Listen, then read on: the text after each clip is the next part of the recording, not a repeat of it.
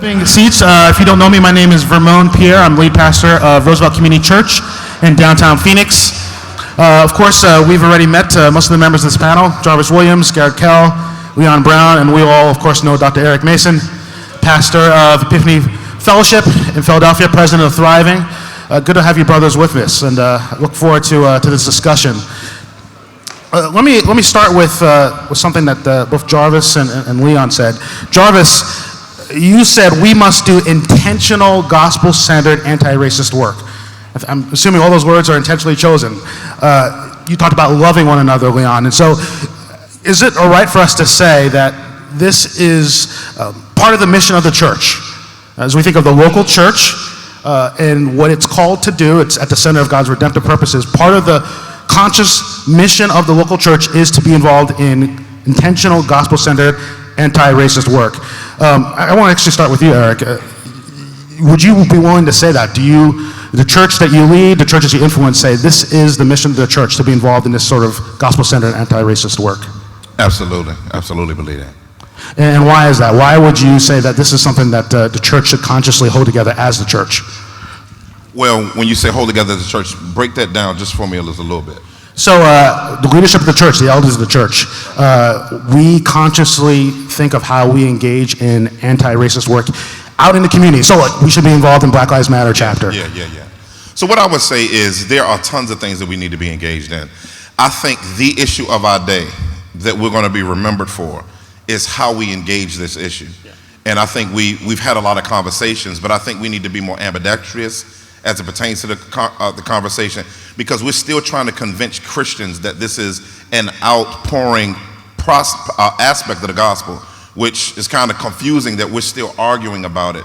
I think we have to have the theological thought leader side of this conversation, but then we actually have to have the developers and the managers of the situation. So you need visionaries, you need developers and managers. Everything in the Bible from Genesis to Revelation as it pertains to how the people of God were structured. You had those who are the communicators of the mission, and the developers of the theology and the prophetic communicators of that, and even the disciple makers within the particular movement. But then you had those who were developers who actually began developing the different systems that need to be put in place in order the kingdom. You start with Israel all the way down to the church. And then you go into Praxis. I think we really need to get into practice mode while we are doing inner Christian apologetics.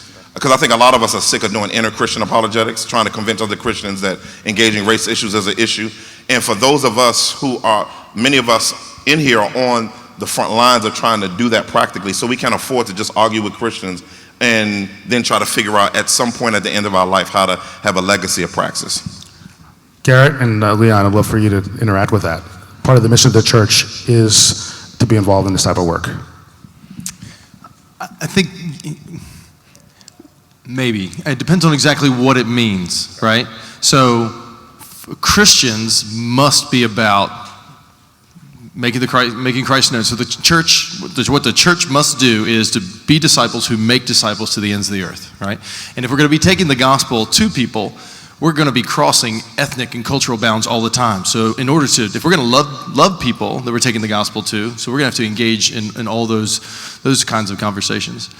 What I want to be careful about is mandating what the church must do corporately versus what Christians must do as the church as they scatter. So I'm going to probably make a little bit of a distinction between those things, because I think if Christians scatter and they're not actively engaging in all sorts of mercy and justice sorts of work, then we have to ask, what kind of gospel are we preaching? What kind of faith do we have? But I want to be careful to say this is exactly the way the church has to do it in regards to engaging in these issues. I'm happy to take questions and pushback. See, I don't know if I'm saying that. I don't know if I'm saying exactly how it's being done. I'm talking about as an issue. Yeah. On some level, every church in the Western Hemisphere has to be engaged. I'm not saying you have to do it like a particular church. Right. What I'm saying is, what Jesus says in Matthew 23:23, one of the hermeneutics of how we read Tanakh is justice. And in today's society, like particularly for me as an African American, they're Hebrew Israelites outside because we're here. Mm-hmm. They're waiting for us to walk out. And what is their reason? It's a dignity issue. Mm-hmm. And so when we look at that, I can't afford to ignore it and not make it an issue. I think in certain circles of the Christian faith, because many of our siblings don't necessarily live in that world as a reality, they can afford to pick and choose not to deal with that issue. Where many of us live and dwell, if we don't deal with it, they don't even want to hear our gospel. So it's very, very important for me to view the deeply embedded brokenness of the way people hear the gospel. Their way of hearing the gospel is so injured by white supremacy in America that I have to at least engage it on some level to deal with the intellectual and emotional barriers that they have for the gospel, so that the Spirit of God can lift the veil, because it's really a satanic veil based on 2 Corinthians 4 that Satan uses as a mechanism to block people from seeing the gospel of peace. So I have to deal with the barrier and engage them with the gospel at the same time. Which I completely agree with. I mean, if we're going to love people, we've got to engage where people are, what the barriers are to them hearing. I completely agree. So I would answer that question along two lines. Number one, we as not only individual Christians, Michael Horton has written a good book on basically making a distinction between the church's people and place, but we as both a people and a place are upholding, or at least participating in, number one, the Great Commission, Matthew 28, but also the Great Commandments. So I don't want to make a distinction, for example, to say only individual Christians, and I'm not saying you're saying this, should be engaged in the Great Commandments to love God and to love neighbor. That is a church call, and the great thing about being a confessional Presbyterian, where's my Presbyterians at? Come on out! See, I knew the media was going to say something. The good thing about being a confessional Presbyterian is we have our confessional standards, and if you read the larger catechism, it breaks down the second table of the law, and the commandments were given to Israel, or we might say in our new covenant context, the law of Christ was given to the church, and so we as an institution do have a responsibility to uphold certain ways to engage our community. Can I jump in just quickly? Can I jump in? So is it the mission of the church, was how you posed the question. And I think the church's mission is to make disciples of all the nations. And if you think this issue is an issue of Christian discipleship, then you see this as part of what the church should be about. And I want to argue that discipleship is about, in part at least, helping Christians to obey everything that Jesus commanded and helping them understand what it means to live a Spirit-empowered life, a fruit of which is love. If the mission of the church is not about love, then what is it about? So there can be some disagreement as to how we work these things out in individual social locations. I'm in Louisville, Kentucky. We have our own set of challenges, but we're not Philly. But there shouldn't be a question as to whether or not the church's mission should be a mission empowered by Spirit-empowered love. Let me just add one more thing. This does not mean that you pursue Spirit-empowered love void of preaching the gospel. We preach the gospel. Right. We apply the gospel. We live the gospel. We obey the gospel. And we've got to understand what the whole gospel is. It's vertical, horizontal, and it's cosmological. Fundamentally, let me just go there for a moment. The words, euangelion, euangelizo, proungelizomai, these words refer to an announcement. And the announcement is that God has fulfilled all of his saving promises in the seed of Abraham, Jesus Christ, for the cosmos. So when we talk about gospel stuff, yes, we talk about how you vertically get right with God by faith in Jesus Christ. That's very important. But the gospel is about more than that. Jesus wants you and the whole cosmos. And the Spirit is given to us to empower us to walk in the Spirit. And one Spirit's empowered walk is a walk of love, which I would argue is at least manifests itself by means of an anti-racist walk. Okay. Another thing you said in your paper was the foundation for anti-racism work is not programs and abstract ideas, but you went deep here. Penal substitutionary death of Jesus, bodily resurrection of Jesus, all those things are vitally important. Given that as a foundation, then, does that then allow us to engage and draw from things that we will have to engage with if we're going to do this type of work, like intersectionality, critical race theory, those type of things? Are those things then ways in which we can, given that foundation, be able to rightly engage the culture? That's for you, Jarvis. I'm going to lean in on this one.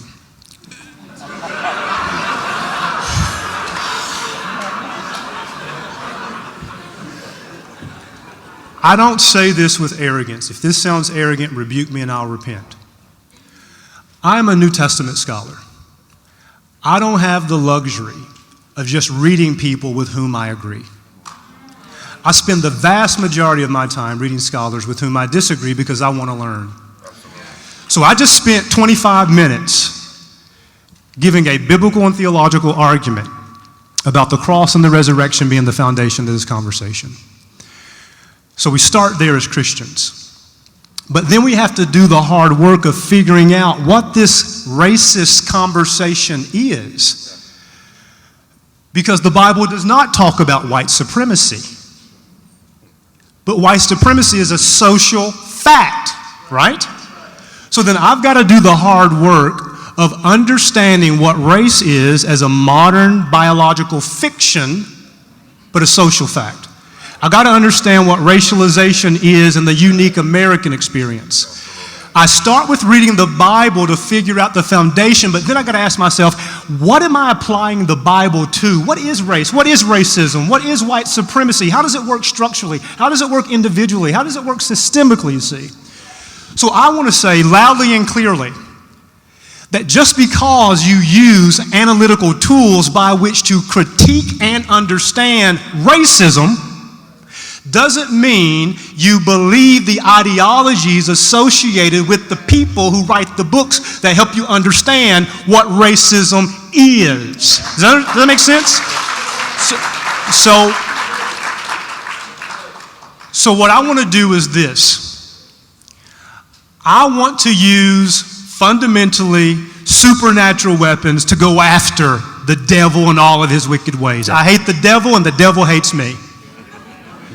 Amen. And if I can understand how to apply the gospel to a modern day problem, I've got to work hard to understand the modern day problem by reading things that help me understand while rejecting and critiquing the anti-gospel ideologies therein. Does that make sense? Yeah, so the gospel really is strong enough, big enough for us to be able to engage in these type of things, and we should self-consciously do so. Completely agree. I just want to give a plug for Bible reading. So but as a pastor, like we're assuming people read the Bible. And I just don't think we should assume that that's happening. Yeah. So we need to make sure that we are a people of the book, that we are constantly reading the Word, having our mind renewed by the Scriptures and the power of the Holy Spirit, so that as we engage in anthropology and sociology and psychology and every other ology out there that we should engage with, that we're doing it with a mindset that's shaped by what God thinks, rather than just going out and grabbing some ideas that address felt needs and bring them in and baptize them, because that's going to kill the church. That's good. And I'm not saying that anybody here is doing that. I'm just saying we need to be careful to make sure of that. We talked about being, you guys talked about being sort of a diverse community of people. You specifically, Jarvis, talked about living in reconciled community now in this present age. You gave us some categories for thinking through that. Should we then say that the multi-ethnic local church is by necessity the way we do so? That's the most theologically faithful way for us to be together in reconciled community.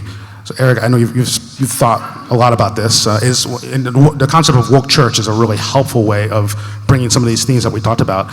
Is woke church by necessity, to be a woke church by necessity, must you be multi-ethnic in the local context? I did a lecture at Southeastern Seminary a few years ago. And one of the things that I get concerned about is teaching that multi-ethnic church is a necessity, practically, even though it's a reality in the eschaton. It's a reality because God made a people from all people, right? And so, however, I don't think it's practical for a dude in the sticks of Nebraska who is wow. High sticks of Nebraska. So, but I think it's unfair for us to make them missiologically. It's not even possible for that to happen. So when we say, I think we should tell people to be faithful to the gospel where they missiologically are located. And so when we talk about geography, when we talk about how Paul did geography, how he went to synagogues first and how it spread out multi-ethnically, the reason why the New Testament, a lot of the churches are multi-ethnic is because those contexts were naturally multi-ethnic. And so I think when you look at Antioch, it's naturally multi-ethnic. You had Cyrenian Jews going to preach the gospel in 10, and then got planted in 14, and then Timothy goes with them in chapter 16. So one of the things I get concerned about, though, is should I say that? One of the things I get concerned about. I mean, not suggesting the historic black church. Yeah, so when we talk about the historic black church, I think we're talking about people that were localized in particular contexts because they were kicked out of churches or had to walk out of churches. So when people try to act like the black church is the antithesis, the reason why the black church exists is because the white church refused to be the church. And so, however, when I did my doctorate in Boston, I was blown away because there were 2 whites in my cohort, and mostly everybody else was of different ethnicities. And there's a monograph written about a silent revival in Boston. Boston is 96% unchurched. So I met Cambodians, I met Ethiopic people who spoke Amharic, I met different types of Chinese, Korean, different people groups, and all of them were ministering to first and second generationers. It would have been antithesis, it would have been a mess to their mission if we forced the new colorblind Americanized philosophy of multi-ethnicity on them, because those people don't even have the language and cultural connection to be able to engage that. So where possible, I end it here, where possible, I think if your mission in a particular context, and I would take it case by case, should reflect multi-ethnicity if your mission field and target area, or whether it's regional or local, because some cities more south are more regional, north is more local community oriented. And so I think that there has to look at more mission field orientation versus trying to force multi-ethnicity in a way that works against what you need to be doing. And you've written something I've heard you say, heard you write, sort of the spectrum, multi-ethnic friendly to being multi-ethnic. So you have every church have a sensibility of that, multi-ethnic friendly, but it depends on the missiologically. Yeah, and it's fair for people who are a minority in a church, they go into a majority church and try to force it to be something missiologically it can't be, because you're a minority then you want them to turn the ship of the church towards an ethnic minority that's not their broader mission field. Okay. Hope that makes sense. Yeah, can I just add one quick thing? This is very helpful, but I want to make sure that we don't think that multi-ethnic only means black and brown and yellow faces and predominantly white spaces, because multi-ethnic could also mean predominantly black and brown and yellow community with very few white brothers and sisters in that body. And that would be multi-ethnic. And multi-ethnic could be African American, it could be Haitian, it could be a variety of diverse brothers and sisters who would be black but not share the same ethnic experiences. That's multi-ethnic. Yeah, that's good. That's very good. Leon, is it right for me to say that you are thinking of racial identity as really a more fluid category than we tend to think of? All right, so let's tease that out a little bit. Garrett, as our token white guy, I want you to speak for every white person now in America. My, how the tables have turned. Speaking for your people, the term whiteness, are you fine with that category? Should you see it as a more fluid category? Is it something that you want to replace? Given what Leon sort of was talking about, how do you feel about that category, as the category of whiteness, especially in this discussion?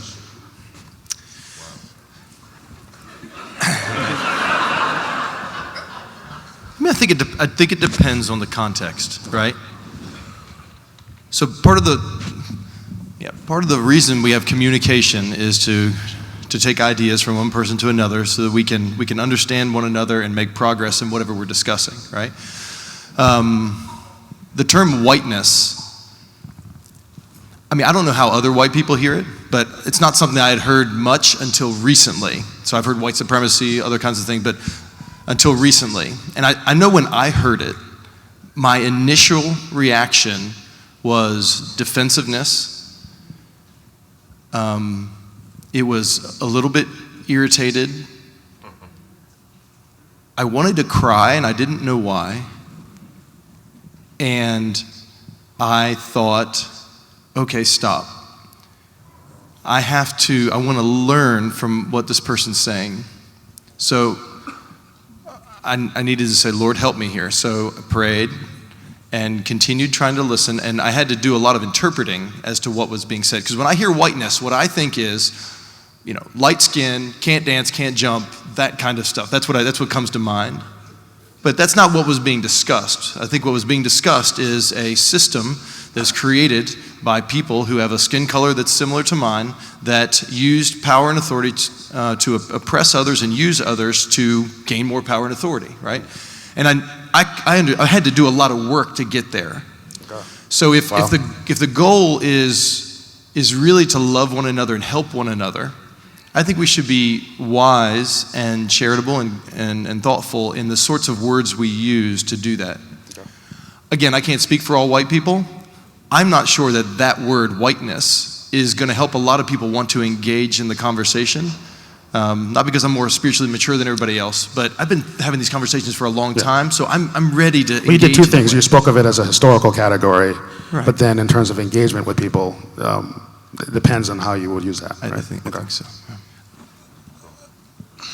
I think it's in order to apply the gospel, the whole gospel, grounded in the penal substitutionary death of Jesus and his bodily resurrection from the dead, that we again have to understand what it is we're applying the gospel to when it comes to racism. So whiteness has an historical beginning in our unique colonial narrative. And just like the category of race. And we've got to know the historical, sociological impact of those categories in order to understand what it is we're even talking about. And part of that then means the people with whom we're speaking need to do their own work to understand what this conversation is. So when we talk about what it means to be black, historically in part, that's been defined in light of whiteness, right? At some level. So then when we talk about race, I'm disagreeing a little bit with Leon in terms of how we understand race as a modern social construct and what's happening in antiquity. Race in this context is a bad word. It is rooted in a biological lie that's not based on anything real. And I don't think Leon would deny that. But my point is that we've got to understand that race is a word to perpetuate racial hierarchy and is associated with whiteness. And so then we've got to know the historical impact of those categories, I think, to apply the gospel rightly into those narratives. Does that make sense? Sure. Yeah. I got to end with Leon. We are a little bit over time. Leon, I appreciate where you started. This is practical reality. It's right in the backyard.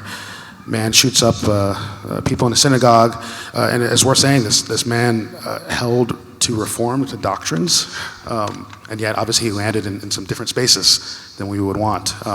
What does gospel-centered witness and discipleship look like in something that is very close to you? What does it look like given some of the things we talked about? Tough question. I'll give it the best answer I can in this short time. As I said earlier, that this was so close to home, I could not disengage. This 19-year-old, again, was in the same council of churches my church is in. And so one of the first things that I did, besides yell and cry and call friends and get upset and talk to my wife, and she heard me, she's like, I heard you talking in the kitchen. I was just livid. I talked to Pastor Mike. I was just calling everybody because I was trying to process this, is I sent emails and called the synagogue in Poway. Again, I'm planting a church in LA, so Poway is about 2 hours south of us. And so the first thing that I wanted to do, besides get upset, besides pray, is engage. God demonstrated his own love toward us. So with love necessarily comes action. So I'm imagining that the synagogue in Poway was inundated with media requests and other people in the community and things like that, so they didn't get back to me yet. But interestingly, the community in which our church is being planted is 10% Jewish. So while I may not be able to go south 2 hours to engage them if they don't want me to, I can engage the folks in my community. And so when you ask the question, what does discipleship look like, as we've already heard, if you don't have love, what else? And so it's really requiring our people to love others, regardless of their skin hue, and I do agree with what you said about race, we have to love, love, love, love, love. And so the thing that concerned me about, well, one of the many things about this incident, and I'll stop here, is I want to ask myself the question, in my preaching, can racist, terrorist, sexist, anyone who is xenophobic sit there and be comfortable? If the answer is yes, I'm not doing my job. So. To which I would agree. I completely agree. My only thought would be that I've been a pastor for 15 years or so, and I think I've preached as faithfully as possible. And people do crazy stuff. Like, I mean, you know what I'm saying? I mean, like, we've had people like preach about, you know, the glory of marriage and all these kind of things, and while people are committing adultery, you know? I mean, like, that's it's just possible. So I completely agree. We should always make it really uncomfortable for sin to abide where we are. I just don't know anything about the pastor of that church. You know, I don't know what his sermons were like. He may have been a faithful brother who is preaching the gospel and trying to minister to people. And ultimately, this young man who did this horrific thing, it ultimately lays on him. But we never want to, like you're saying, we never want to create a culture where sin is comfortable. Amen. Can I say one quick thing? One quick, just to clarify, I was thinking in terms of the translation of genos. Those of you who didn't hear the lecture, like genos, whether that term should be translated race. I mean, that's the point of contention because of what that word means in our narrative. Yeah. Great. Would you join me in thanking these brothers?